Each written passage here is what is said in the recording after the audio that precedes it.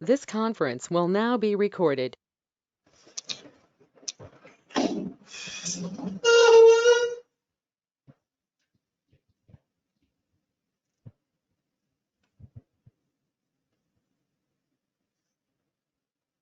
Okay, good afternoon, class. Am I audible? Yes, sir. Yeah. Okay.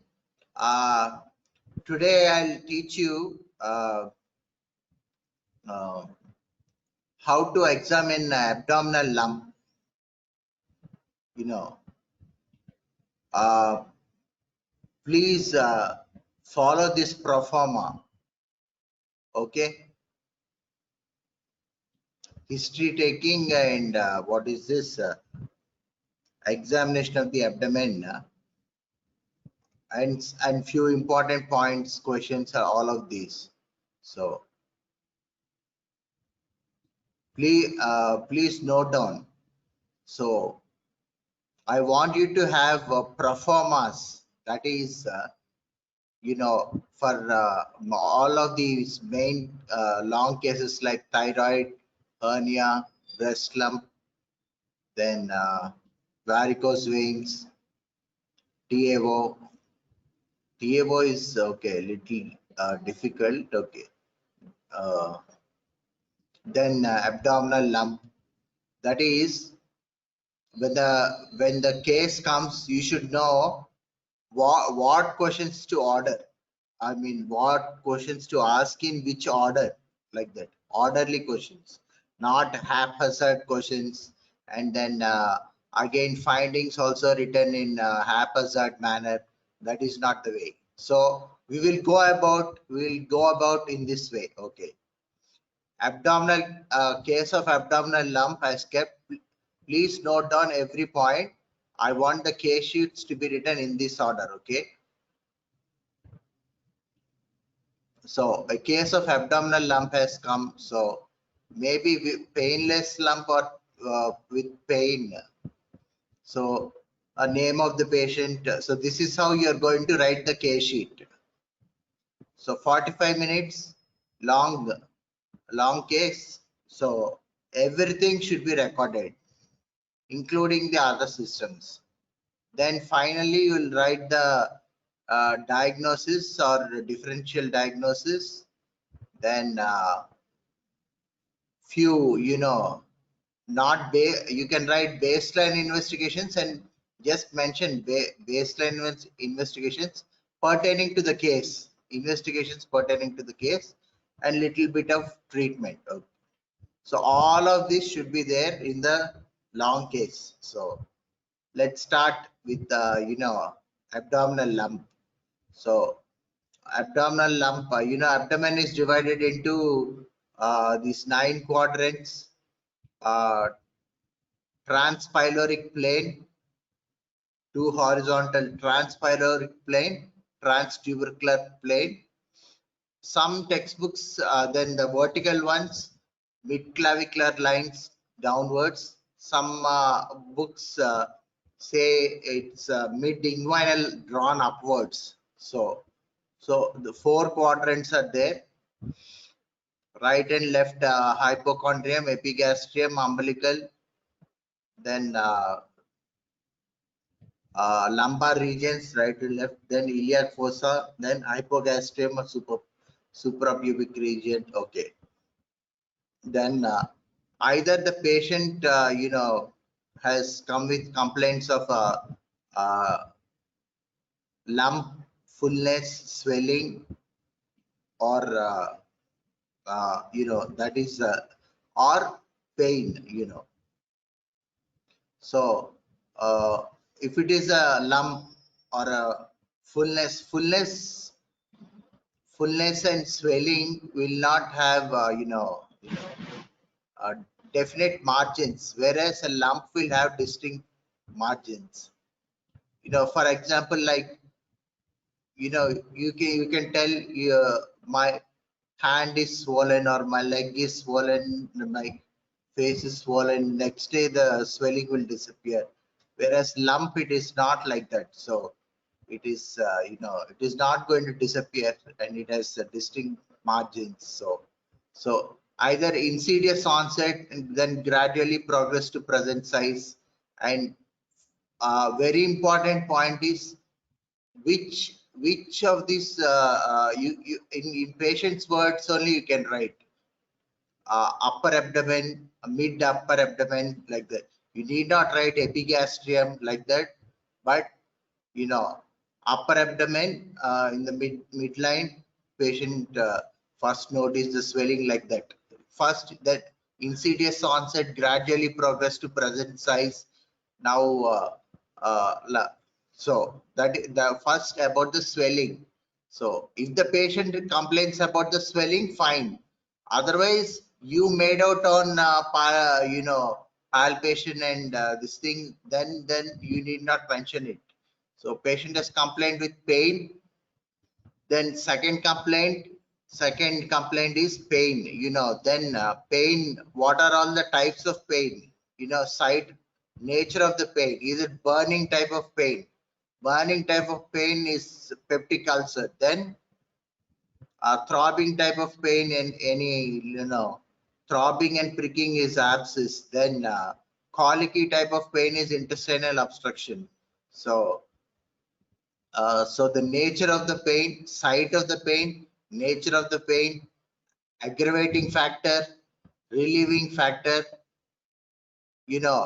Food will aggravate gastric ulcer, whereas food along something like milk and all will relieve the pain in case of duodenal ulcer. So aggravating factors, relieving factors again medication and rest. Then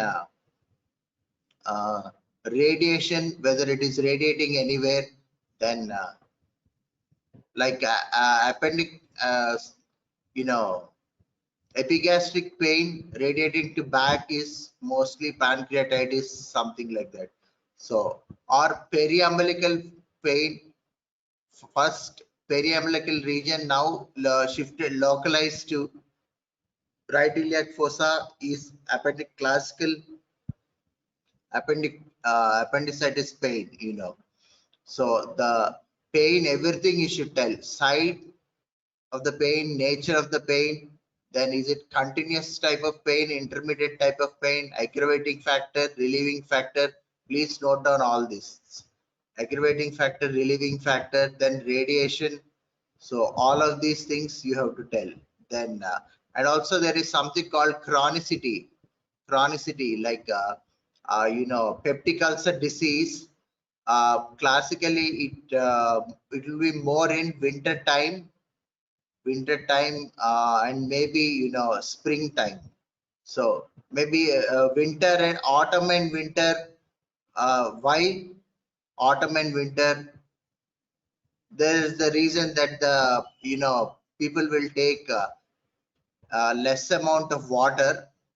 Water is alkaline and it is soothing agent. So no water means then the pain will get aggravated. So like that. So in winter and these times there might be more amount of pain. So it is called chronicity. Okay, that's about pain. Then about next, the third complaint is vomiting, constipation and diarrhea, so related to GI. So whether the patient complains or not, you have to ask and you have to record these. No complaints of vomiting, no complaints of constipation, no complaints of diarrhea, like that. And all these are called negative history. So just because patient complains of mass and pain, and that's about it.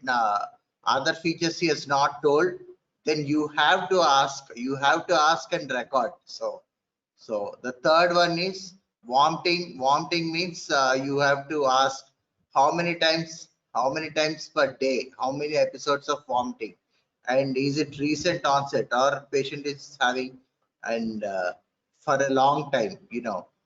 And what is the nature of the vomiters. classically gastric outlet obstruction, patient will have non-bilious undigested food particles, non-bilious, because the obstruction is prior at the level of D1 or more at the stomach. So non-bilious undigested food particles. Food particles might be maybe 1 day old also, because stomach has large capacity. So undigested food particles. So bilious vomitings means obviously somewhere below second part of the duodenum, so or small bowel obstruction or something. So bilious vomitings. Then suppose if it is gastric outlet obstruction, patient is having right now patient is having 4 to 5 uh, episodes per day, non-bilious vomiting, then undigested food particles. Then next, obviously, constipation will be there, because not much of food he is eating. And then don't tell bowel habits are all right, patient is passing normal stool, he is vomiting most of the food. So where is the question of passing normal stools and normal frequency? So some amount of constipation will be there. So a diarrhea. Okay, so you please vomiting, constipation, diarrhea, and vomiting, some mostly early satiety. Early satiety means even uh, early satiety. Early satiety is there means patient with even little bit of food will feel that fullness of stomach is there. That even small quantity of food, because there is gastric outlet obstruction, so early satiety will be there. So uh, small amount of food will lead to a sensation of fullness in stomach. Classical gastric outlet obstruction. Gastric outlet, I already told you, duodenum first part is in continuity with the stomach. So duodenum first part will also come as gastric outlet. So it is not just the pylorus, antrum, and pyloric canal. So duodenum first part also will come. So uh, in uh, in addition to early satiety, ball rolling movements in the stomach can be there. Ball that like churning effect, ball rolling movement in the stomach might be there. Okay. Then so this is the order. First, if there is patient has lump, usually cases with lump only we will sometimes it may not be visible, classically visible, it may be fullness may be present, but on palpation definitely will be make out. So mostly if they are keeping for exam, you have to think that there is a positive finding. So no finding at all, then that kind of cases usually will not be kept. So some positive finding will be there. So you have to think and examine in this order. So all of you should have the pro forma. The questionnaire also should be like this. So first lump, then the pain, then GI symptoms like vomiting, vomiting, uh, vomiting, constipation, and diarrhea. Then uh, next is GI bleed. So hematemesis. So ask, is the patient having, is the patient vomiting blood? Then sometimes big varices may be there, but still patient will not have hematemesis, but he will definitely have melena. So melena means what? You have to ask. Melena means dark, tarry, sticky stools. Dark, tarry, sticky stools. So why are they dark, tarry, and sticky? So even iron tablets, so many other medications and other types of food can be dark color, you know.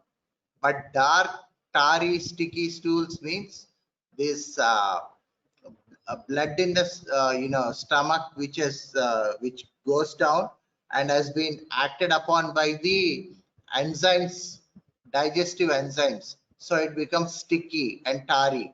So whereas iron tablets ingestion and will not cause sticky stools. So dark dark tarry, tarry, like tarry sticky stools. Okay, sometimes foul smelling. Okay, so then frank blood per rectum is hematochezia. Hematochezia. So all these in an order. So then any obstructive jaundice and any other constitutional, any other symptoms. So in this order you have to ask: lump, pain, then vomiting, diarrhea, constipation, then GI bleed, that is uh, hematemesis, melena, hematochezia, then any other constitutional symptoms patient is having. So in in past history, uh, first thing you will ask is, did the patient have these symptoms earlier? Did the patient have these symptoms earlier? Did the patient have or not? Okay. Then patient not elderly, not a non-diabetic, hypertensive, pulmonary tuberculosis, ischemic heart disease, younger patients, bronchial asthma, and epilepsy, all of these, commonly prevalent. So once again, I'm telling you, why are we asking about only these illness? Because these are the commonly prevalent illness here. I mean, commonly prevalent illness in our society, and here. So uh, that's about past history or anything pertaining to the particular disease. So uh, obstructive jaundice, that is entirely different. We'll discuss that later, but I will tell you. Okay, so past history, then again personal history. Patient takes mixed diet, then bowel and bladder habits are normal or not, then sleep pattern is normal, or then what any addictions are there. So all of these. Then uh, well, female patients menstrual history and obstetric history. Of all menstrual history, LMP is most important. Last menstrual period, you have to know, you have to make a note of it, otherwise it's a big blunder. So like pain abdomen, then you have not recorded LMP, then that is very bad. So then family history, ask for any similar complaints did the other members of the family have, or any um, deaths related to cancers, malignancies, so all these things. So then okay, general examination, moderately built, moderately nourished, all that. Pallor, icterus, sinus, clubbing, pallor, icterus, sinus, pallor, icterus, cyanosis, clubbing, pedal edema, no generalized superficial lymphadenopathy. Generalized superficial lymphadenopathy, cervical, axillary, and groin lymph nodes. Then uh, vital signs. Vital signs. So people are writing vitals. I don't want anybody to write, something like vital. Vitals is incomplete. Vitals what? Vital organs, vital. These are vital signs. So vital signs means that that need immediate attention. Something is wrong with the patient. So we need to look into it immediately and stabilize the patient. Pulse rate, BP, respiratory rate, then temperature. Okay. Then let's come to the, examination of the abdomen. Please note down, all of you, note down this order. Abdomen, shape of the abdomen. Okay. Scaphoid shape, you'll see only in, okay, either very malnourished or where people who are athletic. So that scaphoid or boat shaped. So otherwise, for everybody, a distension of abdomen is present. So when the abdomen is distended, if somebody asks what are the causes for distension of abdomen, so say all these five: fat, fluid, fetus, flatus, feces. Fat, fluid, fetus, flatus, feces. So after completing these two, I mean these five, and two more can be added, like full bladder in chronic retention of urine, chronic retention, acute retention of urine. Of course, patient will have distress. So patient will have acute distress. He'll be very much in, cannot pass urine, and he is very, irritable and very anxious. So whereas chronic retention, the patient is comfortable, bladder is distended, and it will reach almost up till the umbilicus, and bladder is better, palpate, not, a better percussion note will tell you the difference than palpation. So in bladder. And fatal malignancy, like, okay, such a big tumor, if you see, so probably it is in, stage 4 or inoperable disease. So do not tell full bladder and fatal malignancy until you have completed all the other 5. So all the other 5, mostly, what are the causes for distension of abdomen? Only these: feces, fluid, fetus, flatus, then fat. So these are the causes for distension of abdomen. Or abdomen scaphoid in shape, then umbilicus in midline, then all, see, write down this order: 1, 2, 3, 4. So shape of the abdomen distended, you can tell patient is either ascites is there or patient is fat. Okay. Then umbilicus in midline or everted. Okay. Then all quadrants moving equally with respiration. And first thing, just expose the patient from nipples to mid thigh. Expose the patient nipples to mid thigh. And if it's a female patient, call the attendant, another female attendant. Okay. Then shape of the abdomen, then umbilicus in midline, then all quadrants are moving equally with respiration, or suppose some restricted mobility is there in one of the quadrants, tell respiration, is limited mobility is there in so and so quadrant. So then no visible, okay, visible swelling is there, then you have to describe the swelling. So no visible swelling is there. Let's come to the swelling later. We'll finish this first. No visible swelling, then no visible peristalsis, no scars, no sinuses, no dilated veins, no scars, no sinuses, no dilated veins. I told you, okay, visible pulsations, visible VGP, gastric pulsation, or, for that, you need not touch the patient. Suppose you are suspecting in history there is a GOO or some obstruction symptom is there, then you can ask the patient to have a large tumbler of water. Then then you can see the peristalsis.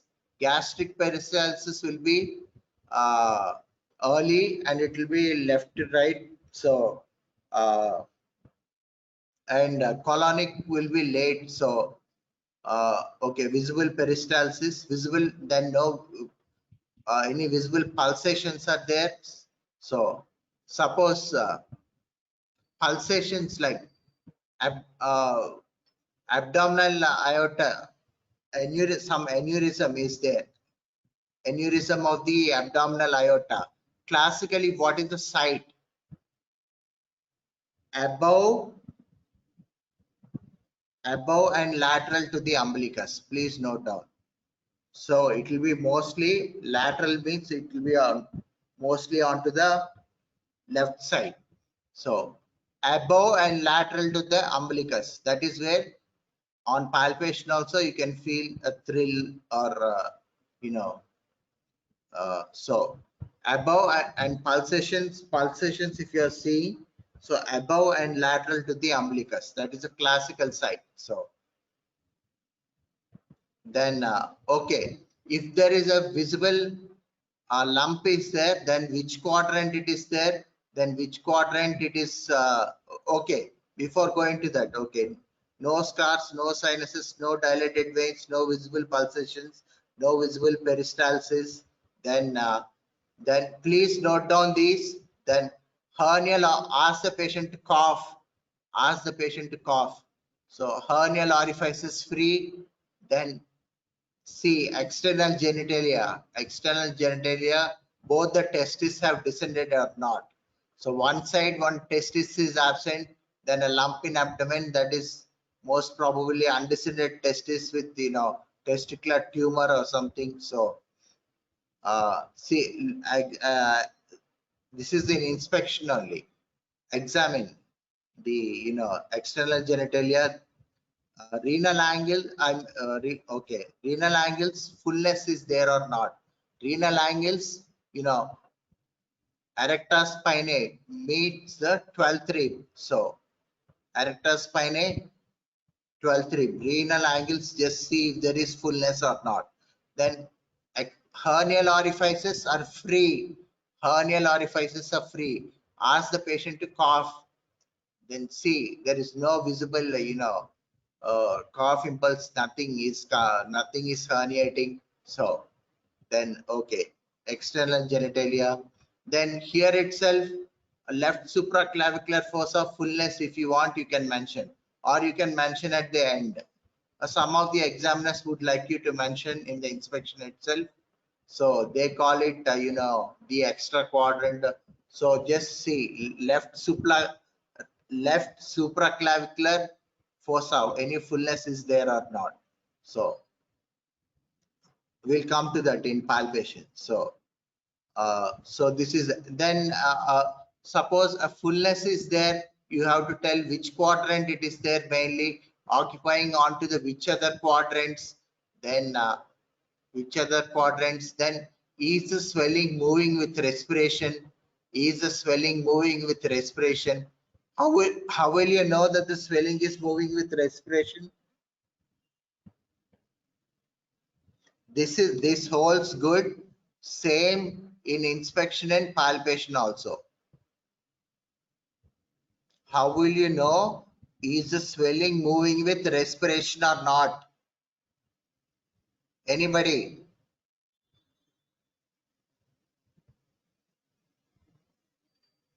Is the swelling moving with respiration or not?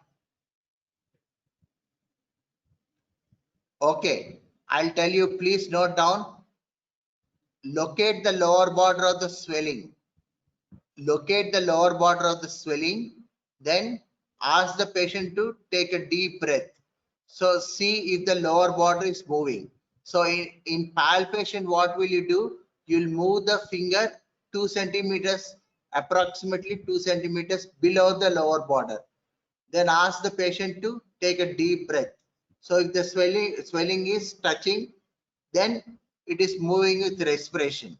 So otherwise it is not moving with respiration. So what are the swellings that move with respiration? So liver, stomach, limited mobility is there, spleen is there. So liver moves with respiration, then gallbladder moves with respiration, stomach moves with respiration, limited mobility, spleen moves with respiration, then uh,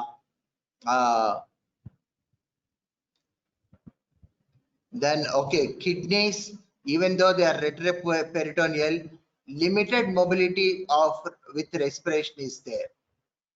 Limited mobility is there. So kidneys.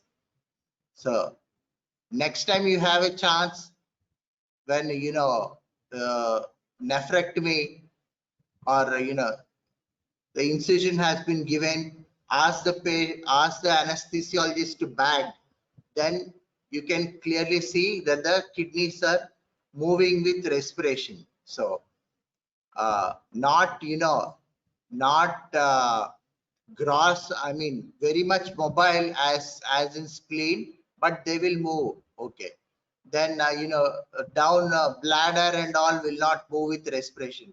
Please do not tell. And cecum and all this right colon and all, no mobility with respiration. So all of the above, which are some attachment to the diaphragm is there, those swellings will move with respiration. So classically, locate the lower border of the swelling, then ask the patient to take a deep breath, see if the swelling is mobile or not.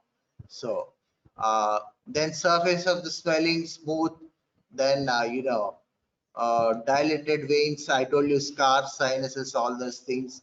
Then plane of the swelling, plane of the swelling. Here all this is all in inspection itself. You are not touching the patient. So here without touching the patient itself, you can do all of these tests. So plane of the swelling, please do not forget plane of the swelling. So what is the plane of the swelling? What is the plane of the swelling?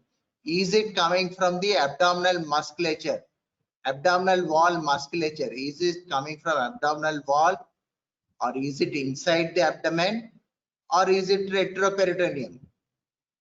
So these are the planes. So straight leg raising test you have to do. That is, the patient will lift both the legs lying on the bed.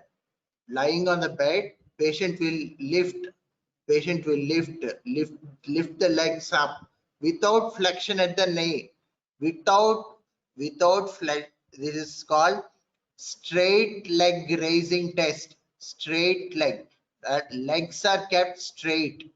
If you want, you can provide some support or ask some attendant to give support the leg. Like if the patient is obese, is a little uncomfortable, so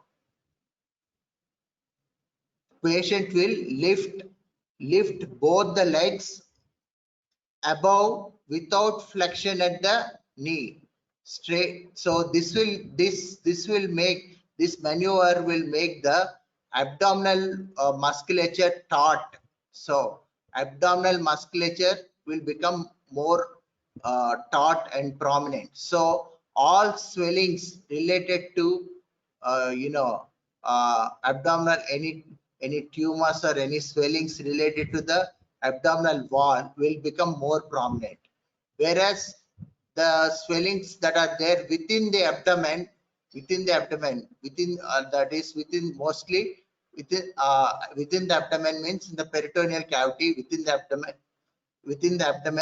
if they are there, then they will not become more prominent. So related to the musculature, so desmoid tumors like that, they will become more prominent. So or anything related to the abdominal wall musculature. So this is called straight leg raising test. So if the swelling is mid and a little bit lower, you can do this test, or even higher up you can do, but higher up better is head raising test. That is, patient will demonstrate all of this, but first you know the proforma or the order in which you have to ask the questions and examine the patient. So you have to know this order. Otherwise, what will happen if you do not know this order? You'll go to the patient and you will not ask the questions properly. You will miss half of the questions, and during examination you will miss half of these tests. So please do not do that. So next, plane of the swelling. So plane of the swelling. If the swelling is little higher up, head raising test. Patient is lying down, so we'll raise the head. We'll try to get up, like raise the head. We'll demonstrate. We'll raise the head without flexion at the neck, without flexion at the neck. So even if you are doing this, you try this. See, these are not very difficult tests. Try this.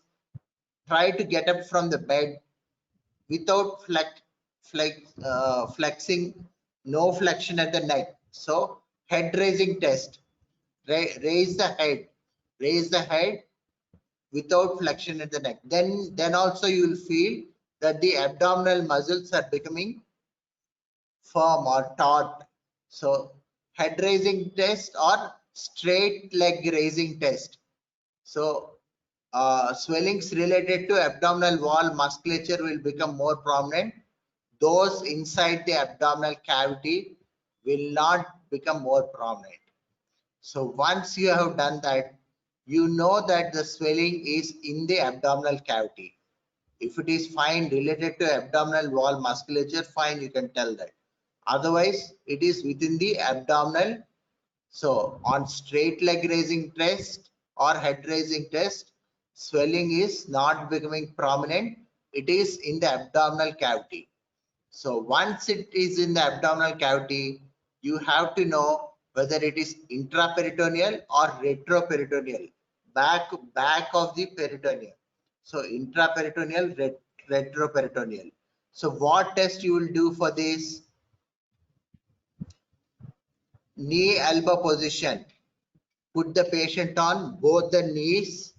See, both the knees. Patient is on the bed, both the knees and both the elbows. Knee elbow position. In knee elbow position, the swelling falls forward, then it is intra-abdominal. Swelling falls forward. Swelling is falling forward. So it is intra-abdominal. Retroperitoneal swellings will not fall forward. Suppose even in the epigastrium it is related to stomach, okay, it will fall forward. Related to pancreas and all, it is not going to fall forward. So but knee elbow position is little cumbersome test. So if the patient is obese or old patient, or cannot be put in that position, so simple test that will tell you that it is intra-abdominal, retroperitoneal. This peritoneal, mostly peritoneal, all these swellings will move with respiration. Again, locate the lower border, see if it is moving with respiration. So if it is moving with respiration, mostly it is retroperitoneal. I told you kidneys will have only limited mobility with respiration.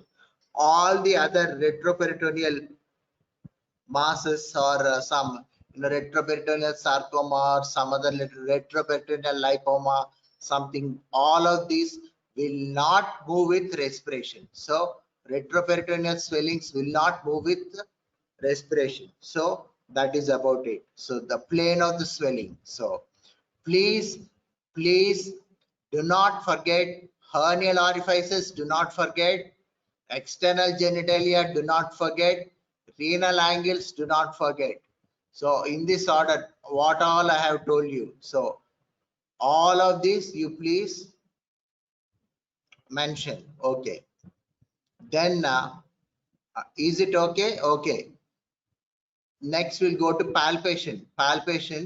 So palpation, you will start off writing like writing in this manner. So if there is warmth, you tell warmth, or tenderness is there, fine, tenderness is there, or no warmth, no tenderness, all the inspectory findings are confirmed. So number one, no warmth, no tenderness, all the inspectory findings are confirmed. No warmth, no tenderness, all the inspectory findings are confirmed. Oh, no warmth, no tenderness, all the inspectory findings are confirmed. So what are all the inspectory findings? Okay, same. Suppose if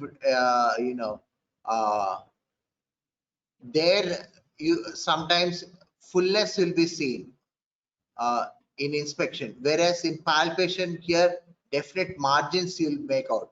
So where which quadrant it is occupying, how many centimeters from the midline, all that. So all side, size, shape, number, extent, again all of this. In addition, here consistency of the swelling is mentioned. So you will mention whether there is consistency is there. Consistency, what sort of consistency? Soft, I told you previously, in any time, okay, here cystic you will not find it. Cystic inconsistency means immediately followed by fluctuation and transillumination. So here, okay, here soft inconsistency or firm inconsistency, hard inconsistency. So all no warmth, no tenderness, all the inspectory findings are confirmed. Then consistency of the swelling, then all the borders, upper, middle, upper, lateral, medial, and lower border. And see again mobility with respiration. Here you check manually, move your finger away from the lower border, ask the patient to take deep breath, and then see if it is touching your finger. So 1 centimeter to 2 centimeters, move away from the lower border. Ask the patient to take deep breath. So it is coming and touching your finger, then it is moving with respiration. Otherwise, it is not moving with respiration. So again, plane of the swelling. So same straight leg raising test. Then all this straight leg raising test, head raising test, then knee elbow position, all this. It will tell you about wherever the swelling is present. So usually right iliac fossa, you then go upwards. Ask the patient to take deep breaths, then you start palpating slowly, then go. Then again epigastrium, then hypochondrium, then again in circular manner. So all the quadrants, mostly epigastrium swelling means could be mostly stomach, then pancreas. Pancreas is retroperitoneal. Pancreatic swellings will not move with respiration. Then left lobe of the liver, then right hypochondrium liver, then left hypochondrium spleen, both the lumbar regions, kidneys, then umbilical region, transverse colon, then right iliac fossa, appendix, cecum, and left iliac fossa, left iliac fossa maybe left colon, and so these are the mostly. And female patients, ovaries and so uterus, ovaries on both sides, salpingo, tubes and ovaries. So adnexa. So so most probably, so what the diagnosis is, after palpation. So and here few differences between actually there are many between uh, between what is the difference between a splenic swelling and a renal swelling. So splenic swelling, how it enlarges.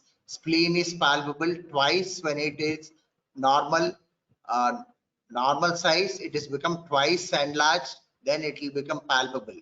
Then the direction, you know, the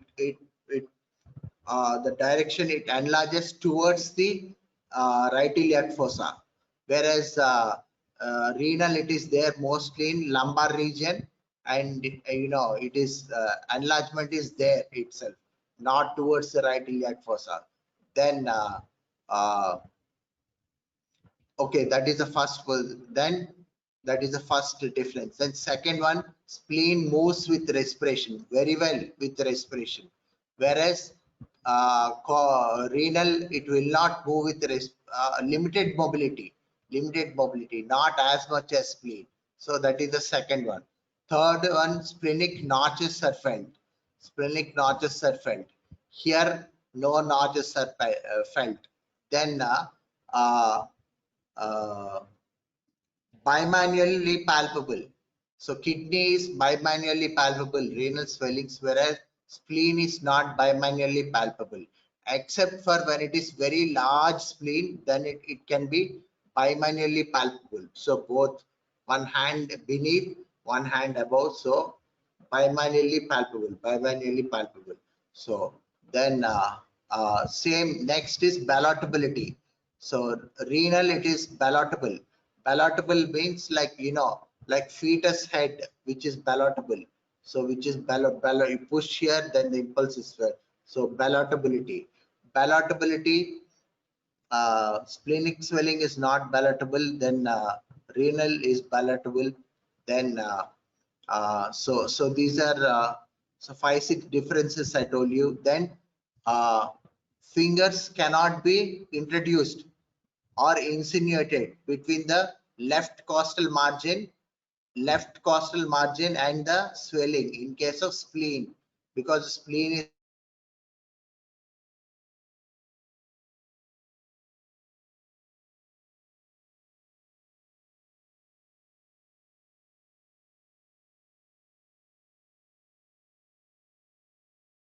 very much enlarged, so you cannot push the fingers in beneath costal margin. Introduce the fingers or insinuate the fingers, and in case of renal swelling, you will be able to introduce the fingers. Splenic swelling, you will not be able to introduce the fingers. So then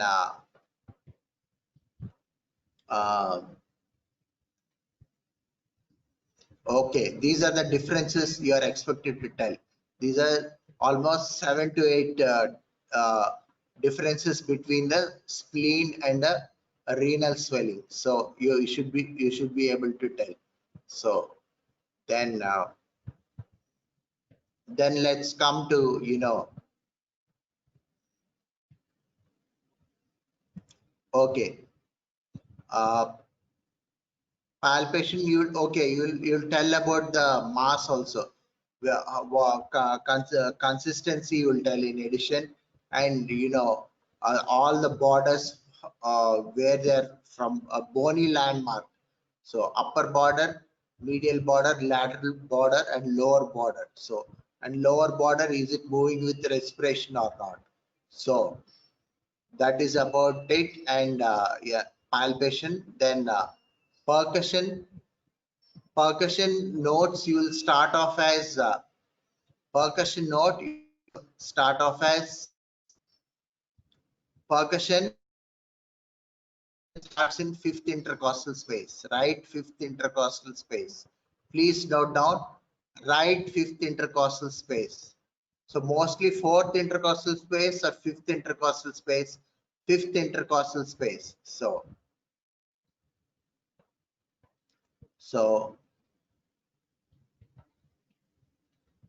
in palpation, okay. Percussion, liver dullness starts in fifth intercostal space. So please remember, nipples correspond to fourth intercostal space. Just beneath that is fifth intercostal space. So no need to count from above downwards. You can count, but if you want, mostly nipples correspond to fourth intercostal space. Beneath that is the fifth intercostal space. So when you percuss, liver dullness should be heard in the fifth intercostal space. Suppose you hear a resonant note. That means liver dullness is obliterated. So this becomes an acute case. So that means air has entered the peritoneal cavity. How will air enter the peritoneal cavity? Mostly hollow viscous perforation. Something has perforated. So what has perforated? Anything can perforate. Gallbladder can perforate. Mostly commonly the peptic ulcer will perforate. Out of that, duodenal ulcers will perforate. So duodenal ulcers, then gastric ulcers, then gallbladder can perforate, then ileum ulcers due to typhoid can perforate, then appendix can perforate. So lower the perforation is, the pneumoperitoneum may not be appreciable. So higher the perforation, then it will be clearly present, and the consistency of the abdomen won't be, normally it is soft in consistency. Abdomen you know so this is soft in consistency. So here, in case of peritonitis, what will happen? So there will be guarding will be there. Patient will try to guard that area, like do not touch. Guarding will be there, and rigidity will be there. What rigidity is? What? Board-like rigidity, like this cardboard.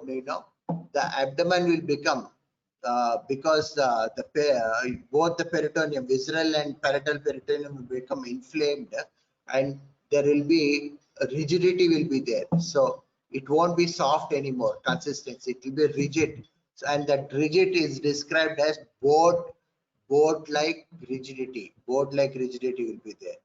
So then suppose, okay, it is not there, liver dullness starts in fifth intercostal space, then liver dullness starts in fifth intercostal space, then the note, while you're percussing, note over the swelling. Suppose it is in the epigastrium, this note over it is dull. So here there is liver dullness. So there also the note over the mass is also dull. So in between there should be a band of resonance. In between there should be a, write down, band of resonance should be there between the two swellings. That means they are not interconnected. They're separate swellings. So this is liver dullness. That is this. That is the note over the swelling. So, and gallbladder, where it is palpable, gallbladder, we'll discuss this again in obstructive jaundice. Outer border of the rectus, that is outer border of the rectus muscle, ninth rib. So ninth rib, outer border of the rectus, that is where hemiglobular swelling is palpable. How it is palpable, why it is palpable, what is Courvoisier's law, all that we'll discuss in the next class. Okay. So here I'll finish. Percussion, we are there. I told you liver dullness starts in fifth intercostal space. Note over the swelling, then whether there is band of resonance is there or not. Then next you look for fluid in the abdomen. Free fluid in the abdomen is known as ascites or free fluid. So when we are saying fat fluid, it does not mean urine. It means free fluid in the abdomen. So ascites. So how will you, the around 500 ml, so or less, amount of fluid if you're suspecting. Put the patient in knee elbow position. Put the patient in knee elbow position. The fluid will collect round the umbilicus. So tap there. So that is called Puddle sign. Puddle sign. Puddle. So Puddle sign. Please mute yourself. Puddle sign. So next is shifting dullness. Shifting dullness will be there when there is around 1.5 liters to 2 liters of fluid in the abdomen. So what happens is what happens when there is that amount of fluid? Listen carefully. What happens when there is that amount of fluid in the abdomen? So fluid will be towards the periphery, towards the flanks, towards the flanks, towards the flanks, and bowel loops will be in the center. So at the level of umbilicus, below the umbilicus, start percussing. Then because the intestines are floating in the center, there in the center, resonant note will be heard. So as you go percuss, go towards right flank, you go as you go towards the flank, right or left, mostly okay. Right side you go towards, there will be towards the periphery will be the fluid. So note will be first center when you percuss, center when you percuss, it will be resonant. So as you go towards the periphery, it will be dull. So keep your finger there, keep your finger, don't lift it. Then ask the patient to turn. Then again percuss. What happens when the patient turns? The uh, you know uh, the dullness will get shifted because the fluid will go away and the loops of bowel will come up. So when you again percuss, initially when you percuss from the center, there will be resonant. Towards the periphery, there will be dullness. Keep the finger there, turn the patient. What happens? Fluid goes that side and bowel loops come up. So node will become resonant. Since the dullness has shifted, it is called shifting dullness. So we'll demonstrate again here. Shifting dullness will be positive when there is about 1.5 to 2 liters fluid in the abdomen. So then suppose there is gross distension of abdomen, 2 liters, 3 liters, gross distension of the abdomen, you see this much it is distended, obviously distended. Then it is no need, then don't tell I did fluid thrill. What is the purpose for you to do fluid thrill there? Gross distension of the abdomen, obviously ascites is there. So straight away you need to do uh, fluid thrill. So uh, uh, place the patient's own hand over the abdomen like this to prevent any impulses traveling through the subcutaneous fat. Then go to one side of the flank and tap like this, and place your other hand over the other flanks. So this what you've tapped, that thrill is directly transmitted across the fluid towards the other side where you can feel it. So this is called fluid thrill. So this is when there is about greater than 2 liters, 3 liters fluid. So gross distension of abdomen is there, fluid thrill. So percussion. Then okay, auscultation. Do you have a class rep? Do you have a class next? Pediatrics posting is there, sir. Oh, 3. Okay, I'll From finish 3, up. sir. Okay, I'll finish up. Okay, auscultation. Again, any auscultation, bowel sounds normal bowel sounds are heard. Normal bowel sounds are heard mostly in both the iliac fossa. Okay, you put the stent there and you listen for 1-2 minutes. Then just like how you are feeling hungry, like those noises, normal bowel sounds can be heard. Okay. Absent bowel sounds indicates, some either some obstruction is there or paralytic ileus is there, some cause is there. So bowel sounds are absent. Again, bruit if you want to hear. Okay, I told you abdominal aneurysm classically. Please write down above and lateral to the umbilicus. So umbilicus is there, above and lateral to that is the you'll find any bruit if you are able to hear. Okay, so auscultation is over. Then previous class I told you rectal examination, I told you. Okay, inspection, palpation, percussion, auscultation, over. Then rectal and pervaginal examination you have to do. Rectal examination, wear double glove and see any mass you are able to in the lumen or in the rectovesical pouch. Okay, that is Bloomer shelf. Any deposits are there, then okay, then take out the finger, see if melena or bleeding anything is there. Then other systems, CVS, I told you in the other classes, CVS, RS, CNS, all these other systems. Then provisional diagnosis, then diagnosis or differential diagnosis. Okay, again, left supraclavicular fossa. It is called Virchow's node. Left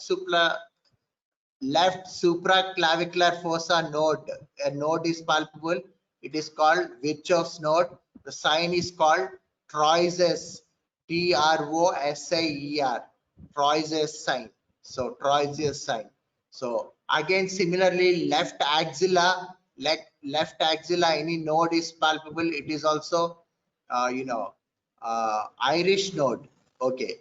Then any nodes are palpable around the umbilicus. They are metastatic deposits, like Sister Joseph nodules. They are nodules, Sister Joseph nodules. So okay, then so we have covered almost all other areas, CVS, RS, CNS, then all the other you write, then probable diagnosis, then differential diagnosis, then we'll go to the investigations and a few lines about treatment you have to write. Okay, that's about it. Class rep, I told you how to write order, proforma, order in a case of lump abdomen mostly. I think I have covered most of the points. Anything I have missed, I'll cover in next class if you tell. You also please read, go back and read, and any missed out points you can let us know, no problem. I'll also go verify. I think I've covered most of it. So any lump abdomen you're getting, this is how you should proceed. So you are having another class. So we'll meet again next time. Thank you. Class rep, please give the attendance. Okay, Please sir. give the attendance to the department clerk. Thank you. Thank you, sir.